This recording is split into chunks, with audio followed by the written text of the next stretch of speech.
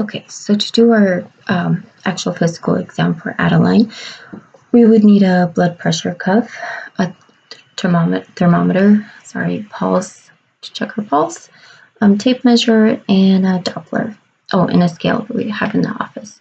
So to ease kind of slowly into it, we would check her we would weigh her first, check her blood pressure, temp, and pulse, and then we would do baby stuff and do the venipuncture last. So after doing her blood pressure, temp, vitals, and all of that, we would move to the baby stuff. So I literally have a baby, but I just need the belly part of it. So pretend this is a real human. So usually at 12 weeks, the fetal heart rate would be heard about way at the bottom, low of the pelvis. So we would listen to the baby. Normal range is 110 to 160.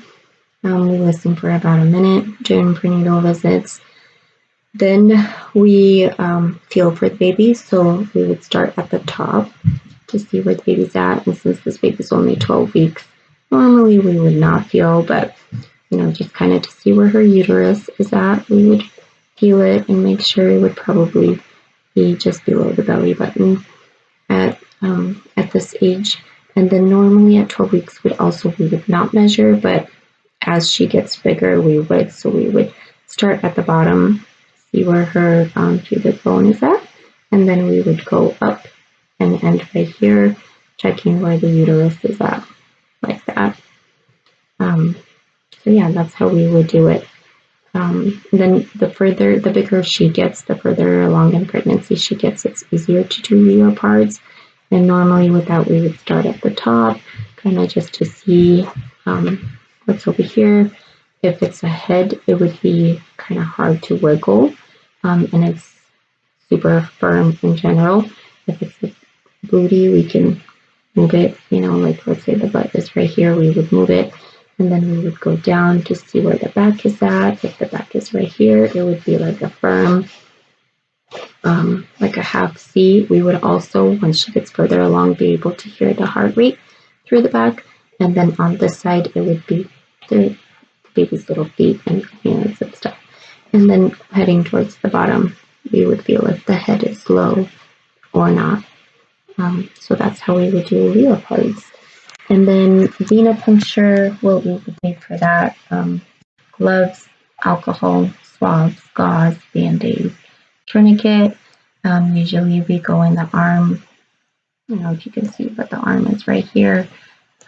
I would inspect the arm to see where I would want to go, and if I can't see a vein, then I would tie the tourniquet and see if I can feel it. Once I find the vein that I want to go for, I would clean it, tourniquet the arm, put on gloves, get my needle ready, my venipuncture holder, vacuum container holder, and then the tubes. For prenatal panel, we need 2 tubes, one red one that goes through the centrifuge, and then 2 lavender ones that we use for purple tops.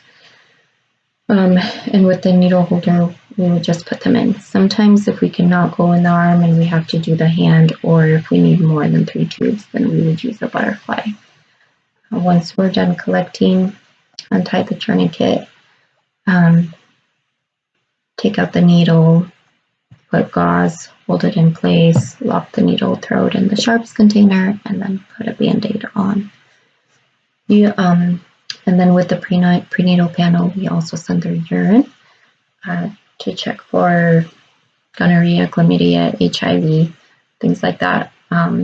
So we would ask her to do a clean catch, give her a wipe, tell her to wipe front to back, and then start peeing in the toilet, and then catch it midstream, and then finish peeing in the toilet. And then after that, visits, every time she comes in, she would leave us a urine sample in a cup. Doesn't have to be clean catch, and we do a dipstick on it every time they come in. And that's about it.